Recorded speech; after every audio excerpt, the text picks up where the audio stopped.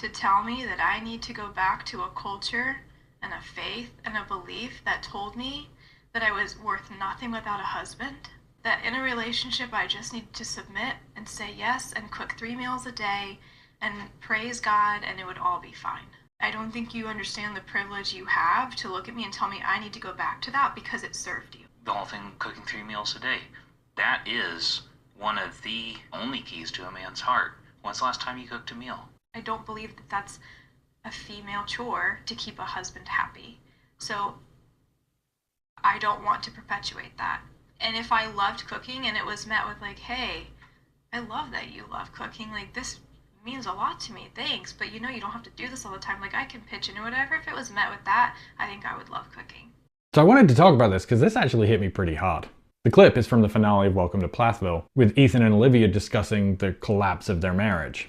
Now, I'm someone who does love to cook. I do the majority of cooking in the home, and I find it an almost spiritual way to look after and labor for those that you love. I'm fortunate in that I do have an incredibly supportive fiance, who is always showing off the dishes that I make and constantly bragging on me. But it is never an expectation. If I'm not feeling great, if I've had a long day and I'm tired, or I simply don't feel in the mood, then we just make other plans. There's no guilt and there's no coercion. But never have I been told that by not wanting to cook, not making a meal for my partner, that I love them less. My labor in the kitchen is not owed, nor is it held over my head as a loyalty test. I'm not told that this is one of the only ways my partner can have love expressed to them, and that I am unfairly and cruelly denying them that expression of love by asking them to open a packet of Hamburger Helper. It is something my partner allows me to freely do or not do for them as I see fit. The clip hit me hard because Olivia explains perfectly the level of selfish manipulation that is going on here. Ethan talks about wanting her to return to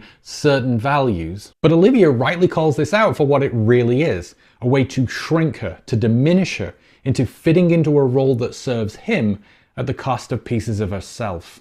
And this contrast of attitude, how I as a man am allowed to express my love of cooking with complete freedom and gratitude, versus the expectation, coercion, and emotional manipulation that pressures women into that same role and forces them to make that sacrifice regardless of whether they enjoy cooking or not, is also used in other areas. Most notably in intimacy, where women are again expected to be coerced into performing that task, regardless of personal enjoyment. Otherwise it's taken as a cruel act of denial, preventing men from one of their only ways to experience love. Looking after the kids, same thing. Dad takes the kids and he's complimented for being such a good, involved parent. Mom wants the evening off, she's being unreasonable and just needs to push through. We've consistently constructed these gender roles in such a way that men have the freedom to opt out. But for women, these are obligations that not only speak to their level of commitment to the relationship, but call into question their very character. And so we shouldn't be surprised when our partners are done being forced to be miserable just to make someone else happy.